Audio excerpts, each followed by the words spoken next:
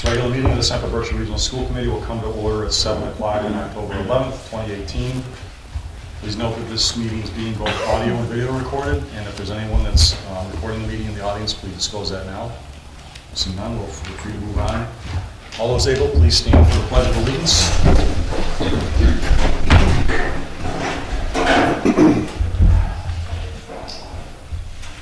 I pledge allegiance to the flag of the United States of America and to the republic for which it stands, one nation, under God, indivisible, with liberty and justice for all.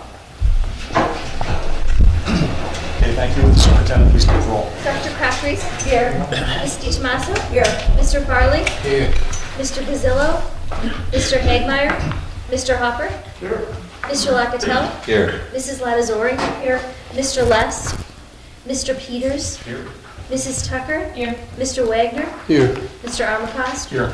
We have an open seat in Cummington as well as in Washington. Mr. Bartels? Here. Our CBEA rep, Mrs. Miller? Here. And our student rep? Here. Okay, thank you. Chair certifies that this agenda before us is valid in accordance with open meeting law. And at this time, we'll hear responses from the audience. Okay, seeing none, moving on to student affairs. Anna? All right, so I apologize for not being able to make the last meeting, but on September 22nd was the annual Buddy Walk, and that was a great turnout. On this past Monday, the 8th, students participated in the mini golf tournament at, I think it's Baker's Golf, and that was held by Rotary Interact, so it raised money and awareness for breast cancer, like research and whatnot. And then this past, I want to say Tuesday, was our reunification drill, which was a great way to practice in case of an emergency. On the 12th will be our first unified basketball game, which I'm very excited about, and I hope everybody can attend. And then upcoming news, on the 20th will be the Wilcombe High School homecoming. So, yeah. Okay, thank you. Any questions for him? Okay, we'll move on. Secretary's report. Would a member please make a motion to accept the minutes of the meeting of September 27th? So moved. Move to approve the revised minutes of the regular meeting of September 27, 2018 as printed. Second. We have a motion and a second to accept the revised minutes of the meeting of September 27th, 2018. Is there any discussion?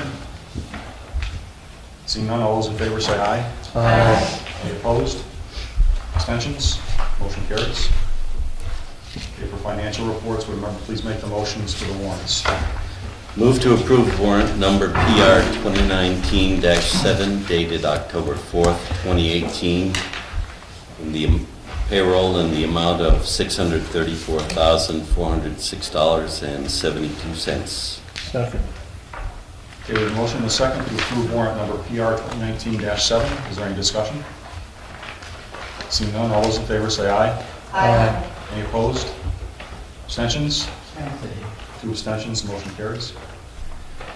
Move to approve warrant number PR 2019-7D dated October 4th, 2018. Accounts payable in the amount of $114,527.25. Second. We have a motion and a second to approve warrant number PR 2019-7 Delta. Is there any discussion? Seeing none, all those in favor say aye. Aye. Any opposed? Any abstentions? 2 abstentions, the motion carries. Move to approve warrant number AP 2019-7 dated October 12th, 2018. Accounts payable in the amount of $578,553.71. Second. We have a motion and a second to approve warrant number AP 2019-7. Is there any discussion? Seeing none, all those in favor say aye. Aye. Any opposed? Any abstentions? Stay. 2 abstentions, the motion carries. Okay, we have a last-minute request for a gift to the district. And since we don't have that listed as an agenda topic, I need the committee to approve new business. This will not be the only new business that we approve tonight. So if you would please, someone make a motion to accept new business, and we need the committee to vote on that. Motion to accept new business. Second. Okay, we have a motion and a second to accept new business. All those, is there any discussion on that? Okay. All those in favor say aye. Aye. Any opposed? Abstentions? Okay, we've got at least 2/3, so we're good. You have the floor, Mr. Therian. My name is Sean Therian. I'm a teacher at Wacona. I'm here tonight in a different capacity. My aunt Margaret Morrison was a longtime teacher at Greenville. Her passion was literacy education. She and a group of the K2 teachers started what's called the Literacy Tea. It's a tradition that remains till today. And when it was first started, the teachers would raffle off items, and the money would be used to build a book collection, which is the literacy closet. And my aunt made a lot of homemade baskets, and that was part of the raffle items. She was first grade teacher and also did reading recovery. She passed away last summer, and I'm in charge of her estate. And over the summer, I found out that the collection of books is in need of some repair and replacement, and that there's also a desire for a second literacy space at Craneville to give kids access to the same kinds of books that are in this space that's traditionally used for teachers. So I met with Annie, and we had a couple of discussions, and we also met with the staff at a staff meeting to get some input. And so I have a proposal tonight to donate some money on her behalf. So $2,500 to build up the book collection in the space that already exists. $2,500 to purchase furniture for this new literacy space that a committee from Craneville is going to define, and $5,000 to put books in those spaces for kids. So I had one request that wherever we find this new space, and that place is to be determined if we could call it the Morrison Literacy Center. Absolutely.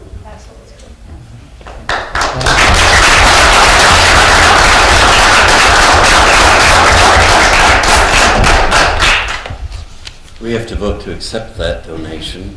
So be it resolved that the Central Berkshire Regional School Committee accepts the donation of $10,000 to Craneville Elementary School to expand their literacy library in memory of Margaret Marge Morrison from Sean Therian, as recommended by the district treasurer. Second. Okay, we have a motion and a second to accept this for a generous donation. Is there any deliberation? I only have one question. She would be very happy. I'm sure. Do we need to stipulate to name it about for Margaret? Remember Sean asked, who do we? We'll consider that at a future date. Okay, that's all I Definitely. Yeah. All those in favor? Aye. Any opposed? Abstentions? Motion carries. Thank you again.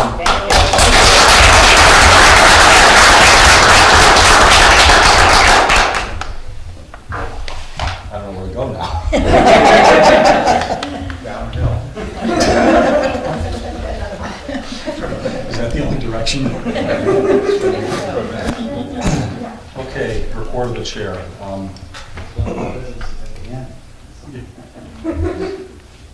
So we still have vacancies in both Washington and Cummington. I do want to make note, and hopefully I can make this public, that we do have someone who's actually on the school building committee that would like to be a write-in for Cummington. And I've already notified Cummington, it's on Todd Emerson. So keep that in mind. You have to make sure I understand that the name is spelled exactly correct for it to be, that's what I've been told. Okay. Intent. So discern intent. Okay. For example, if Todd went by, using the name of Buddy, and people wrote in Buddy Emerson, their intent is to nominate him. Good. I learned something. I think Paul Cappiello is right on the Yes. fact that. It does not have to. Well, that's actually where I heard about it. He told me that the name had to be specifically spelled the correct way. No, it's intended. Okay, good. They just have to put it on the right line when they write it in. Right. So that, I mean, the Cummington seat will be on all of the ballots. Anybody in the district can write it in. It's an at-large election, so. And I don't want to mention the other name that I've heard yet, only because I haven't gotten confirmation of it, and this is for a Dalton seat.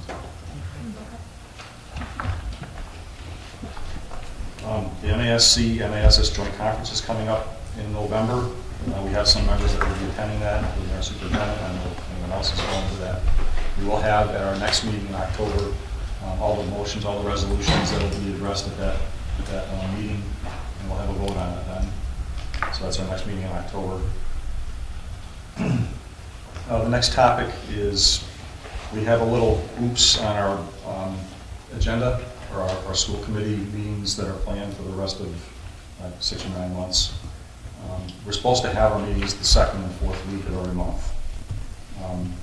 Obviously, in the summertime and in the wintertime, it's on only one of the 2 days. But the intent is for that to occur and be regular. It's in our bylaws to have it that way. For some reason, we put February 7th in instead of February 14th. Maybe we were trying to avoid Valentine's Day, I don't know. But it's kind of what fell out of it. But this is also important to get this back to February 14th because of the sequence of some votes that need to take place for the school building project. So we have a motion here. If someone would please read it. Be it resolved that the Central Berkshire Regional School Committee approve the change to the following meeting date: February 7th, 2019 to February 14th, 2019 at Nescus Regional Middle School. Second. Okay, we have a motion and a second to change our date in February of 2019. Any discussion? Couldn't we do that because that's 14th for the vacation? No. No. So that is the exception, as Mr. Peters points out. If we have a school committee meeting that occurs the same week of the school vacation, then we move it. We move it either a week before or a week afterwards, or probably a week before. So that's not the case. That's not the case, okay. No. Is there any discussion? Any other discussion? Okay, all those in favor, say aye. Aye. Any opposed? Any abstentions? Motion carries. Okay, school committee self-evaluation reminder, policy subcommittee is determined they want to have the evaluations completed by Friday the 19th, that's next week. And they plan to share the evaluation results with the committee at our next meeting on October 25th. You've received that via Google Docs to take the poll, take the evaluation. It's optional to do it by paper, so however you're able to do it or wish to do it, just make sure that it's complete by the 19th. I think everyone did a great job with that. It reads well, and I took it myself. It works well, so it's a good way to do it. And it's now in a database, so we can start collecting metrics a lot easier with this approach. And just to know, we've got the school committee election coming up next month, and noting there are the seats that are going to be open until that election night. There's much more to say on that. Moving on to school committee, subcommittee reports and recommendations, curriculum. We have not met, but we are meeting next Thursday at 6 o'clock at District Office, Central Office.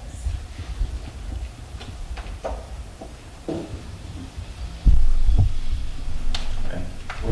Do you know what the topics will be for that meeting? We're talking about the individual school performances. Okay. Got it. Any questions for curriculum for Dr. Crafties? Okay, now finance. We just have one motion. It's time to approve the FY20 budget guidelines and instructions for this year.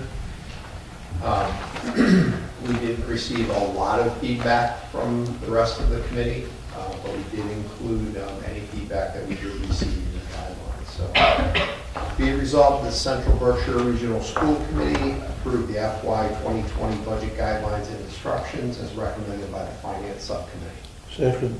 Okay, we have a motion and a second for approval of the FY20 budget guidelines and instructions. Is there any discussion? They're on page 17 and 18 of the handouts.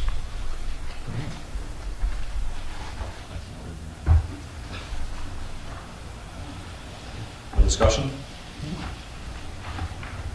All right, all those in favor say aye. Aye. Any opposed? Any abstentions? Motion carries. Next meeting is going to be prior to the school committee meeting at the end of the month. Is it the 25th? Yes, but we,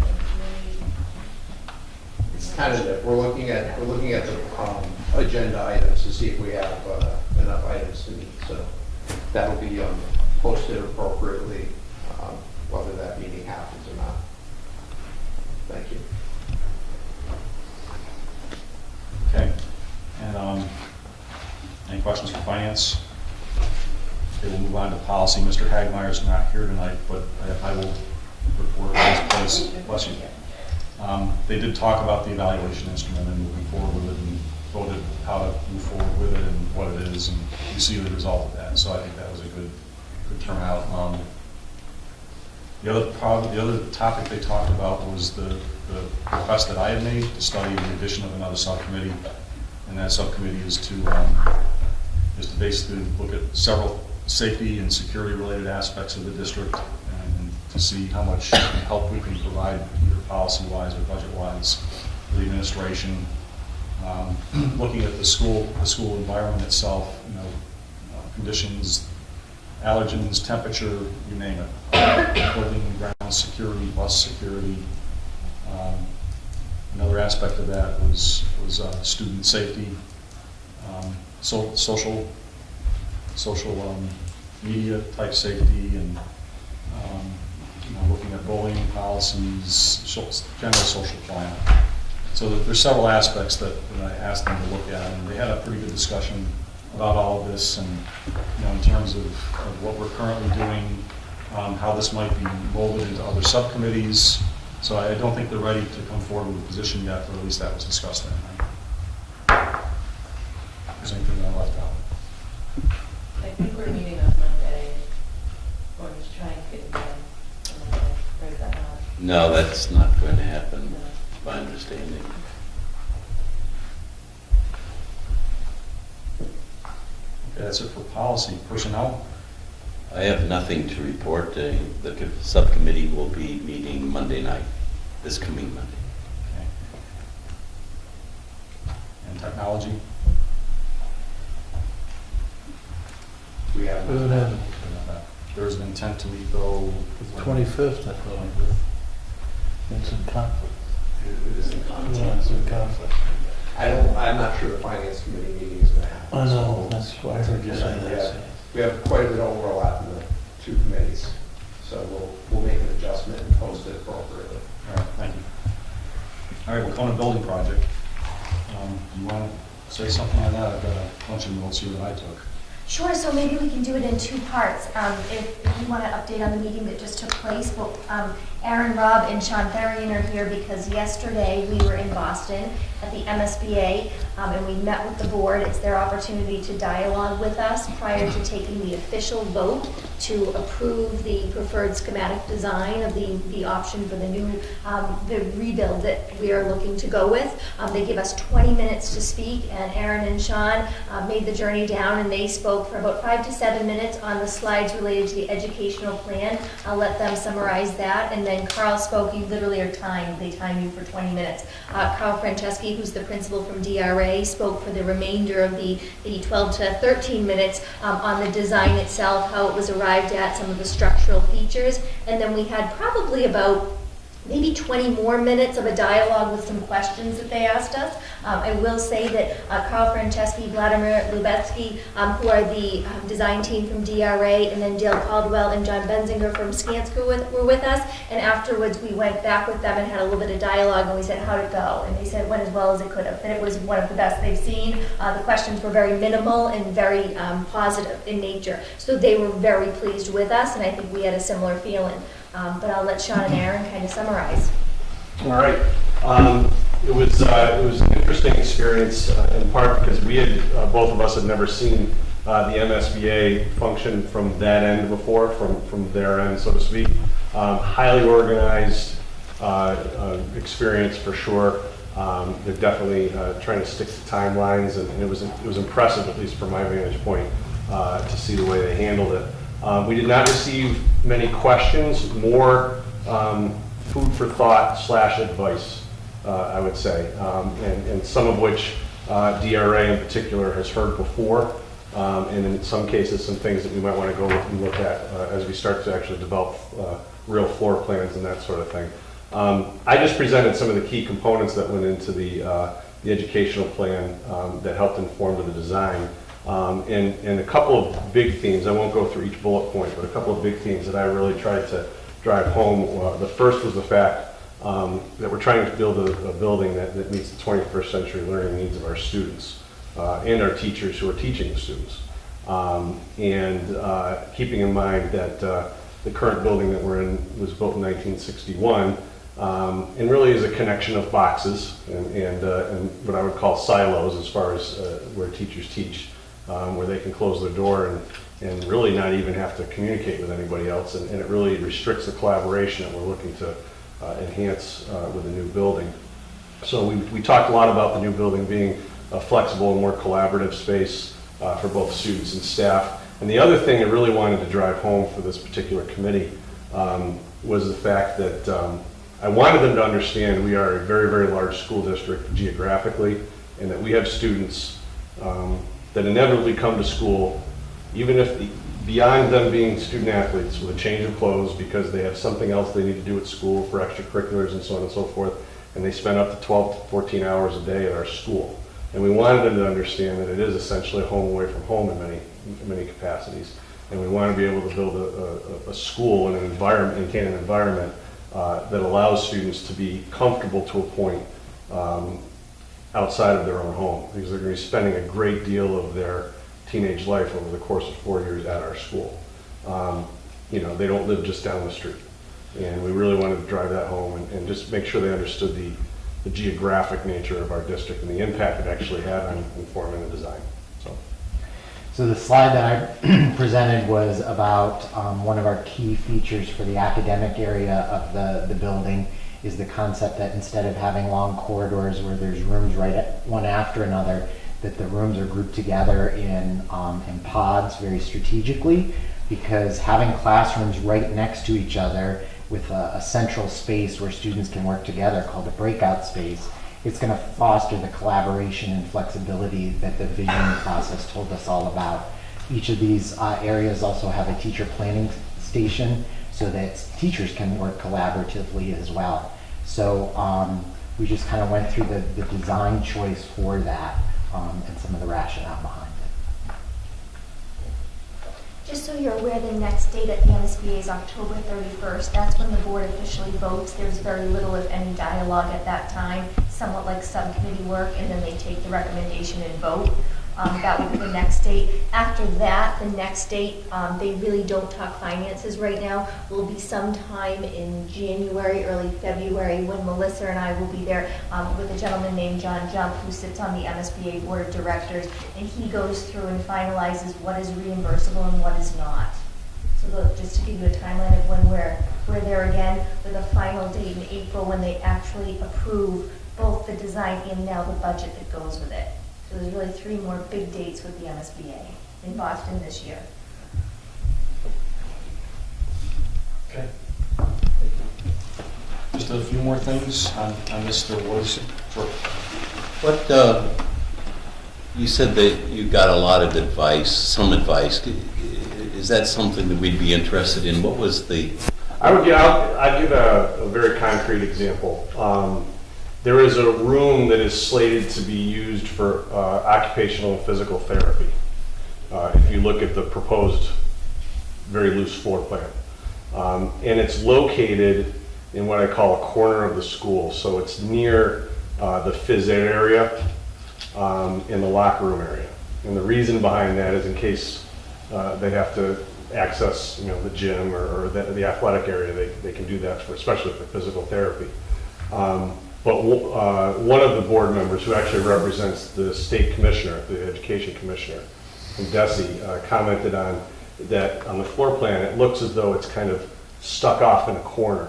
And from the perspective of like the state, or from anybody who came in from the state, one of the optics that you don't want to have is that you're putting special education students off somewhere else, because for generations that's precisely how they've been educated.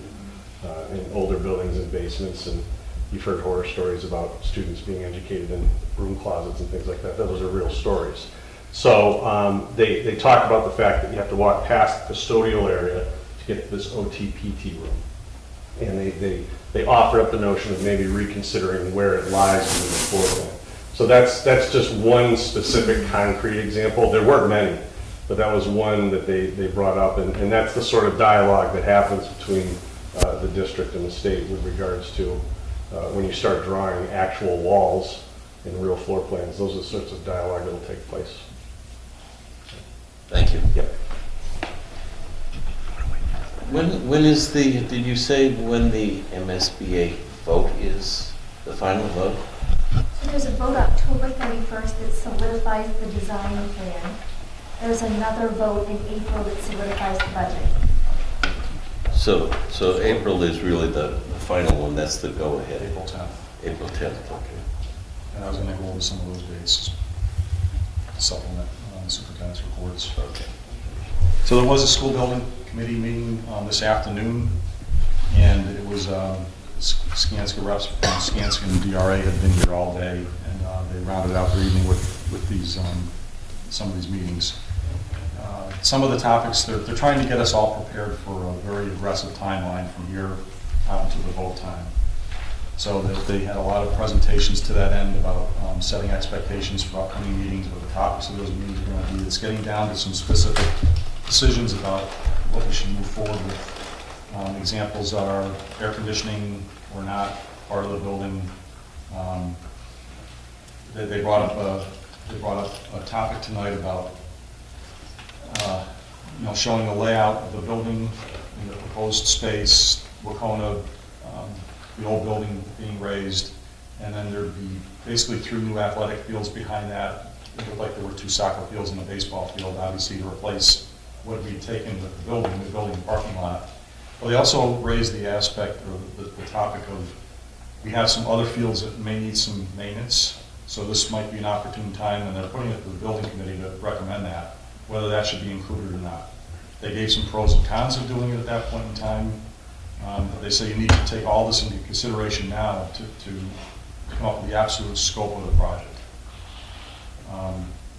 They had a whole presentation on, we're looking to go to the LEED Silver certification, which will get us some points back, give us some money back on the price of the project.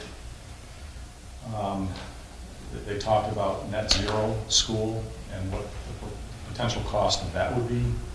Added to the price tag we already have. I think they are notionally rounding rough order of magnitude of $7 to $8 million additional, which includes geothermal system, a large geothermal system with 125 wells that are 400 to 8 or 500 feet deep.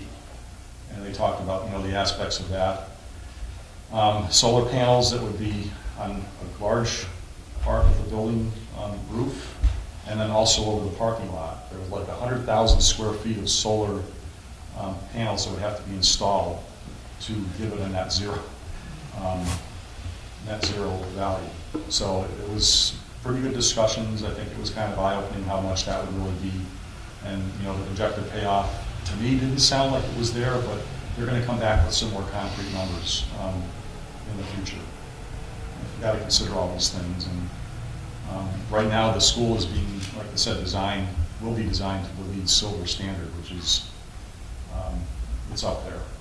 So they're already looking at that in earnest. So looking at the schedule, we're basically looking at the school building committee to come forward to the school committee in late January, if I remember that correctly, to set the vote. They're going to have the project cost at that point in time.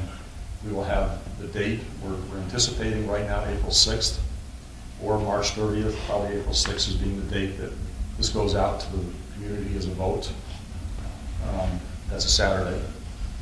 That was about the same, Mr. Rob pointed out, that was about the same, close to the same date as it was for the feasibility study, and that worked out well. And then there's the MSBA vote on the 10th of April. There's nothing that says that we can't do our vote before theirs, but our vote would probably have to be worded that it's contingent upon their approval on the April 10th vote.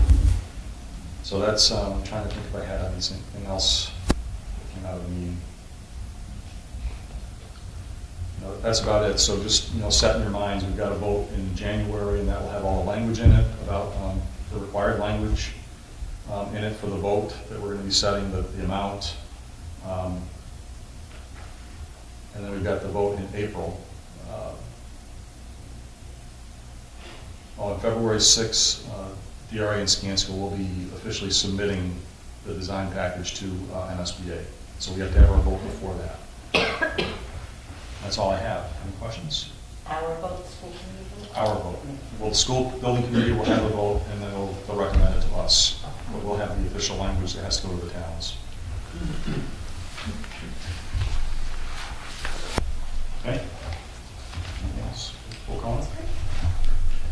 Okay. Superintendent's report and recommendations. So I have a rather lengthy report, so I won't go into details on each of the items because hopefully you've had a chance to read it or will. But if you have any specific questions about things I don't cover, please do ask me. And hopefully you have a chance to look at the links because there's several live links in this report that will lead you to more information that you can access. So I'll continue to do that. I do want to just give acknowledgement to Mr. Peters. Actually, last year at the MASC-MASS conference, he had learned about a program after the Bell Breakfast program in the classrooms and brought some of the information forward to us. And it took some time, but we are piloting a program this year at Kittredge Elementary. And it does work out nicely. Kittredge does have our highest percentage of low income right now as well. So it's a nice size building to pilot it in, but it also makes good sense for the demographics. So we're going to see how that goes, and we'll give a report once it's up and running. But please, if you hear things like that, bring them forward because it's really, really helpful, and we're able to explore it and see if we can bring it to our students. The other thing in here that I wanted to mention is just if you do take a look, I have gotten a decent amount of feedback on the Director of Student Services position. It's always nice when you do a survey and you get information that's fairly consistent as opposed to all over the place. You can use it a little bit more effectively. And the feedback was pretty consistent that really what the staff and families are looking for is somebody who will continue to prioritize inclusive education, which is great to hear because that's been a big shift for us and something that we do believe strongly in philosophically as well as educationally. They're really prioritizing strong communication skills.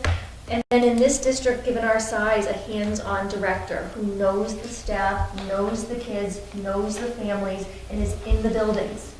While having the technical skills is important, really being able to get to know people and make student-centered decisions. So that's that feedback if you do want to take a look at it. Just a reminder, Tuesday our candidate, Mrs. West, will be in the district for the entire day.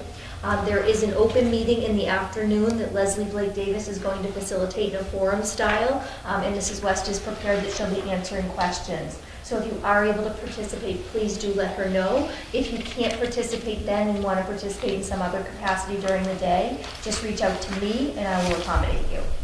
But she'll be pretty busy throughout the day meeting with all of the principals, really spending some time here getting to know us as well as us getting to know her.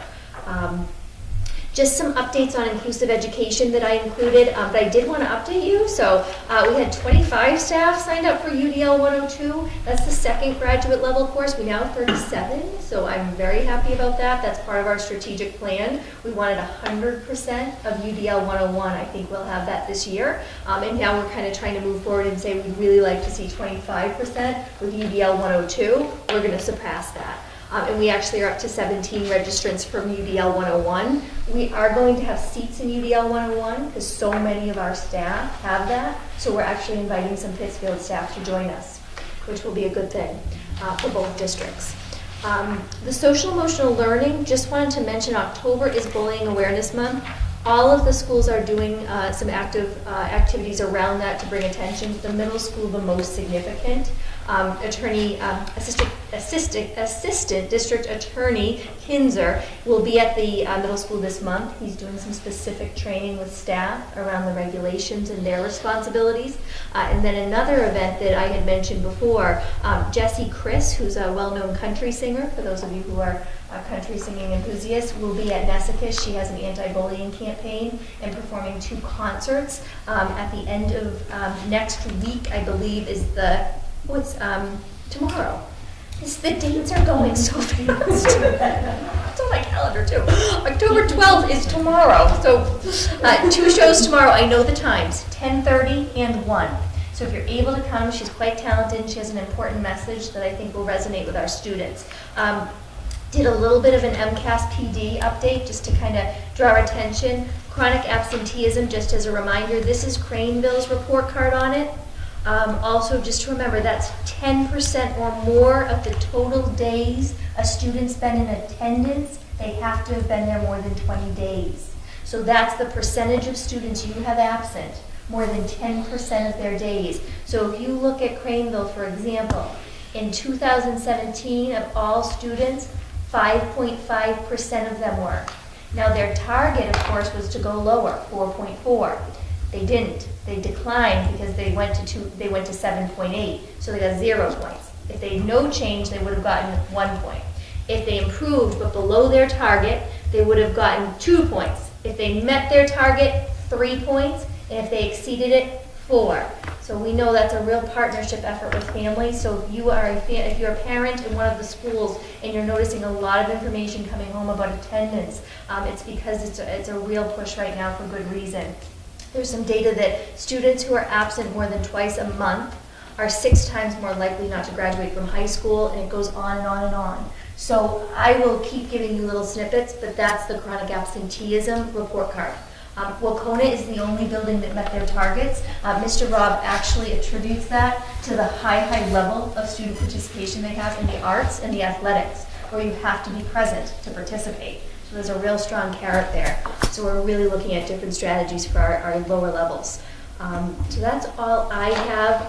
Kind of reminded you of the game tomorrow. Is Friday. That's what happens when you go to Boston midweek. Tomorrow night at 5, and it's a unified basketball team. It's a big deal for us because I credit Jared Shannon. He has been the champion of this, and now he's gotten Greylock on board as well. So we're actually playing another Berkshire County team, which is excellent. So if you can make it, that's tomorrow night.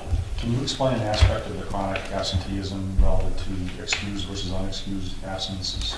Sure, absolutely. So there is no excused in this. What they anticipate is that this is 18 days in a school year. So the feeling is that if you had something significant that caused you to need to be out of school more than 18 days, you would have some form of home hospital tutoring. Because it's not about being physically present. So if you had a student, for example, who had a significant medical condition, could not come to school, and they were receiving home tutoring, or if they were in a hospital where they were receiving education through that facility, they would not count as absent. This is truly a student who has no access to education for 18 days. And if it's a doctor's appointment or whatnot, what the state's feeling is that within that 18 days, you could still stay below 18 and get to your doctor's appointments, and have a day that you weren't feeling great, and maybe even have a day that you're going out of town and you leave school on a Friday. But they feel that 18 is a really high level of days to give that buffer. I just wanted to make sure people know there are exceptions. If the student's been out for a long time for an illness, or as long as they're getting Yes, assistance. and that encourages family. We've been really trying to emphasize, make sure you're working with us, so if there are extenuating circumstances, we can give you access to education. Okay, there is a motion that needs to be read relative to the budget calendar and the superintendent's report. If you remember, please make that motion. Be it resolved that the Central Berkshire Regional School Committee accept the FY20 budget calendar as recommended by the superintendent. Second. Okay, we have a motion and a second to accept the proposed FY20 budget calendar. Is there any discussion?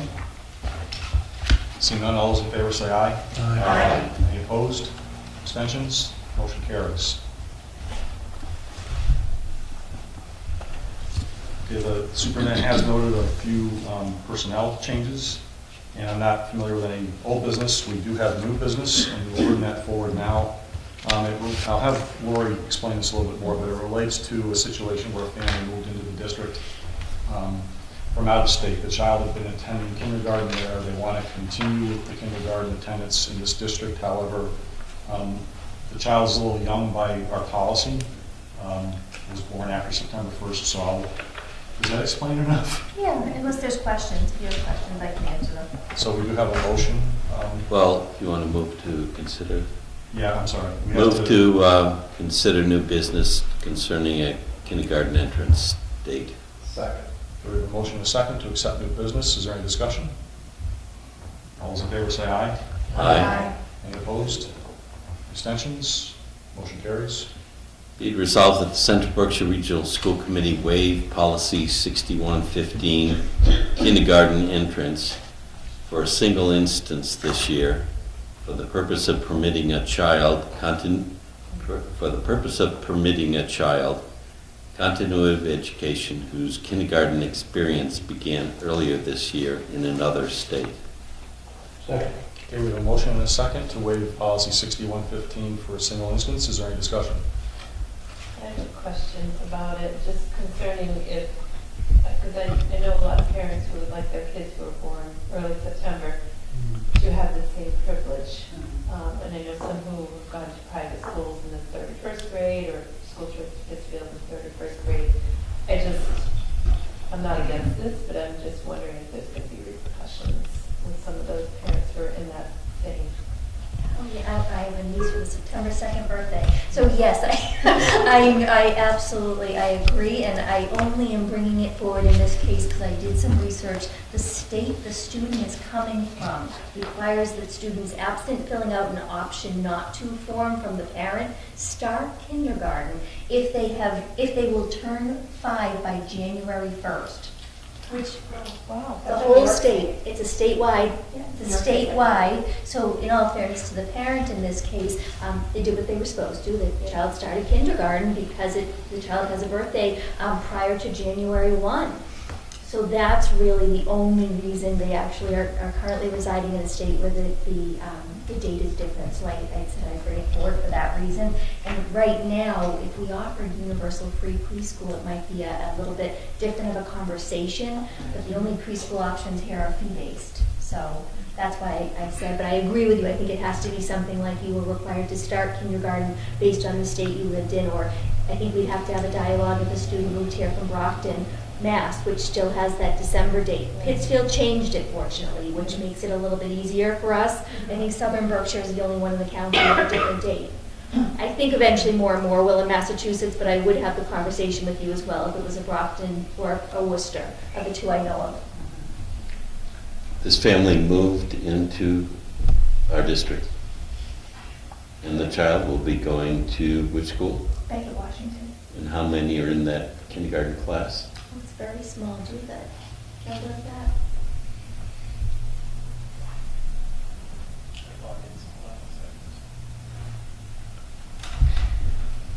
And has the child been evaluated by some teachers or some members of staff to determine his or her suitability for kindergarten? No, just contact with the school that the child's in to confirm the child has successfully been attending kindergarten to date. So we have verified that the child has successfully been attending a full-day kindergarten to date. The other thing that, this is a little bit in the weeds about it, but the principal there has had the dialogue as well, that we don't want to disrupt a full-day education. However, if developmentally a second year in kindergarten makes sense, we'd like to reserve the right to do that, and the parent was amenable. They're most concerned about disrupting the education right now. There's 18. 18. Okay, we're not going to add more staff to accommodate that. No, it's pre and are all about 4 students, about 3 or 4 students larger. And we have a full-time paraprofessional in the classroom. Okay. I think it's smart to have the option to evaluate how the child has done this year, and then perhaps play it again for next year based on the developmental needs of the child. I think that's a good option, a little caveat that will help us. Right. So that really, just that we would bring it forward so there is the option to continue it to start where they, if they're in kindergarten right now, when they get there on the beginning of next week, they can continue, but there's definitely educational decisions that will continue to take place. Yeah. This has always been an issue. It was up to the policy subcommittee for education to look at this.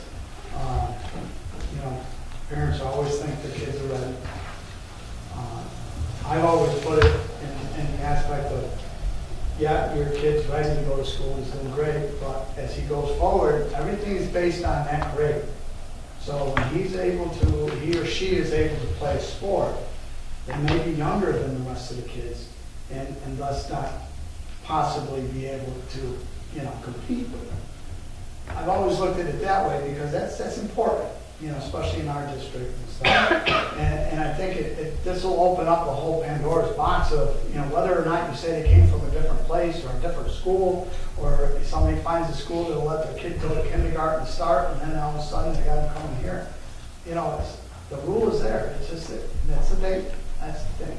Just stay with it, and you got no problems because everybody thinks that their child is ready for this.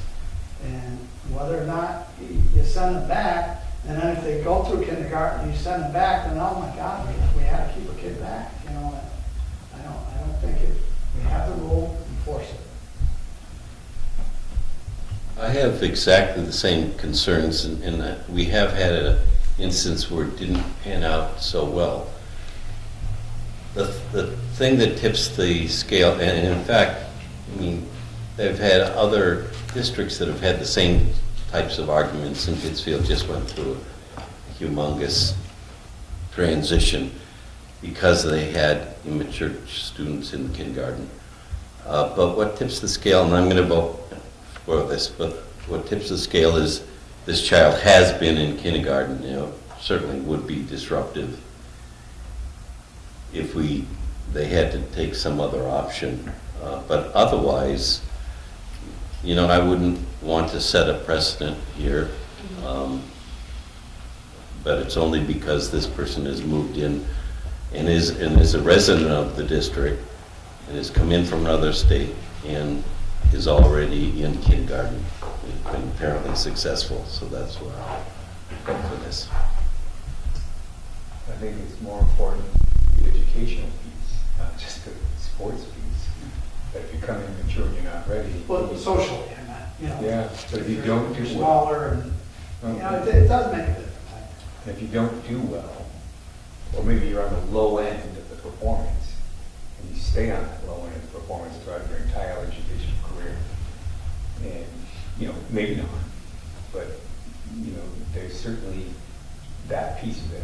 And I would just plead with the parents, well worth waiting a year, instead of having your kid be at the bottom of the line their entire life. Instead, if they wait a year, they'll be at the top of the line. And that will be huge for their confidence and their ability to succeed. I too am going to vote in favor because it's not up to me to tell them what to do, but I can tell from experience it's not a good thing. It's the wrong thing to do, unfortunately. Are there children who stay out a year, whose parents want them to be the best, the oldest, the tallest? Red shirting? Red shirting, yes, I was going into that order. I read a lot about that today in the state that they're coming from. I think, I don't hear that as often here by any means. I have not had that experience myself to It's speak to it. tremendously popular in New York State. In the state they're coming from, it sounds it. I will say that we did redshirt Victoria.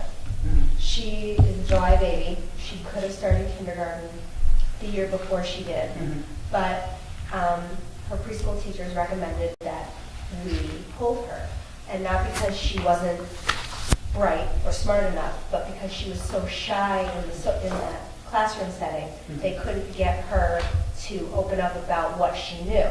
So through conversations, they said it doesn't matter if you know she knows it. When they go to ask her the questions, she's going to be pushed to the back and marked that she doesn't because she can't verbally express it. She's so shy in a classroom setting. So we did instead put her. There are many legitimate reasons to do it. Yeah, she's flourishing. She Right. flourished. I know if we had tried to get her on the school bus that first year, she would have ended in tears. Right. She jumped on that bus. She was fully ready to go the next year. Unfortunately for this family, it sounds like, the kid already started kindergarten in another state, so they already assume that the child is ready for kindergarten. Exactly. And unfortunately, then you do hold the option open that the child can repeat kindergarten. But I worry for this child that if that ends up being the case, they're running into a new environment, kindergarten, now they're coming into another new environment with kids that could be more than a year older than them. They are already going to be shy because it's a new environment. Will they be able to flourish in kindergarten this year? And if they are, then if the parents are then told that the child would benefit from an extra year of kindergarten, how's that child going to feel knowing that those kids that he or she has now been in class with are now going to first grade and they're staying back in kindergarten? My experience with doing that is that the kids are very resilient. It's the parents who usually have a more difficult time. The kids are okay. You tell them you're going to get to do kindergarten again because you were so good. Now you're going to be able to help people. It's all in how you sell it. That's the point. In the hard thing, and I would not, I have personal and professional feelings about this, but the hard thing is this is a student who has been going to kindergarten, so it's hard because But you're only talking a month, you make it sound like she's been going there for 2 years. If I had a different option, month and and a half. 5 years from now, maybe 10, unfortunately, we had universal pre-K, you could it's kind of like if you had a first grader who seems developmentally younger. We are fortunate we have full day K, but we do not have a preschool option, which worries, I think, the principal right now more so than trying to accommodate a somewhat younger student. But again, my entire point of doing this is just I felt that it was worthy of bringing it forward. I have a question, just from the child's perspective. Is it going to talk to the child about whether they want to continue or whether they'd like to? The parent. So right now, this is a student who is in another district, and the parent called and has asked that we bring this forward and has had some dialogue with our principal. So that's why I'm bringing it forward. Yeah.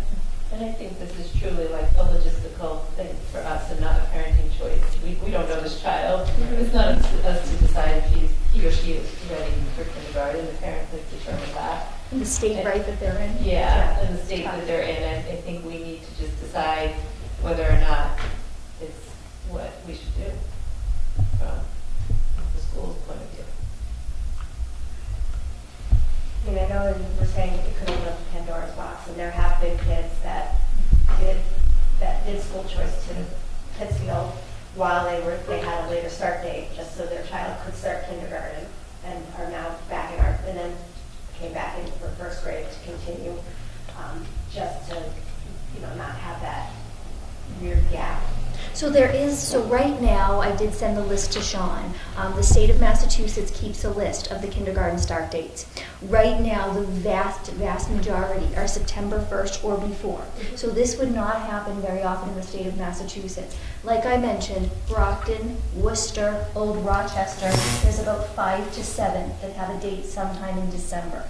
I anticipate those will change, but you have to think of the demographics in some of those areas, and they have a really difficult time pulling back something that is free and that is full day, knowing it will really impact some of their population. So a lot of them are treading water, hoping universal pre-K comes down the pike, and they can. The state this student is moving from is in that situation. A lot of groups have been advocating to pull it back to September.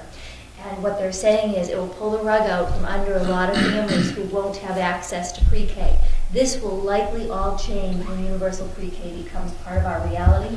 But to be very transparent with you, I would only ever bring it to you again in the event we had a student move from a district where they had started school already that required a sooner start date. And it would really only be a matter of 3 to 5 towns we very rarely see move-ins from, and or a couple of our neighboring states, Connecticut and New York, right now, do have those start dates in place. So this is just an exception. I don't think it's going to really be a huge issue going forward. It shouldn't be unless, it really is, if we say that's the only reason, we really are not playing around with the date. I still totally understand the reservations, but it would just be this factor, which it will take a little while to actually even out throughout the area because of the lack of preschools. Just to note, the motion does cover off to this year. So we wouldn't be able to consider this again by this motion until next year. Is everyone ready for a decision? Okay, all those in favor of approving a waiver to policy 6115 kindergarten entrance, indicate by saying aye. Aye. Any opposed? Opposed. 2 oppositions, any abstentions? Okay, motion carries. That's it for this evening, other than remarks for the good of the committee. I have 2, but Mr. Allen, go ahead. I'd like to reiterate what Anna said here, the buddy walk was a tremendous success. A little chilly when one started out, but it cleared up really nice as it will do for the buddy walk. But, just having that tent out there was, I imagine, a distraction for the school. So even though it isn't a school event, it is still impacting the school, and they're tremendously, it's just a great event. If you ever get the chance to do it, it's well worth the small walk that it is. Okay, thank you. Anyone else? All right, I do have 2 things. The superintendent mentioned ADA Kinzer.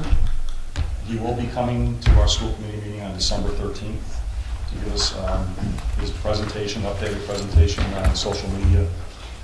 So I think everyone seemed like they were excited to hear about that. So set that date in your calendars. The other thing I wanted to mention is we have one more meeting of this organizational year. Come November, when we have the election, we're going to see some new faces come on. We're hopefully going to see some existing faces elected. One thing I want to put out to the committee is consider to yourselves if you'd like to be chair next year around. I don't have to be a fixture here. I enjoy it. I like serving the committee, but I personally would like to see someone new come in and give it a shot. So think about that. You've got several weeks to think about that. So when it comes time to make the nominations, you don't have to mention my name, and I won't feel bad about it. But think about bringing someone new in here and getting some new ideas. Okay. Anything else? Okay, motion to adjourn. Vote to adjourn.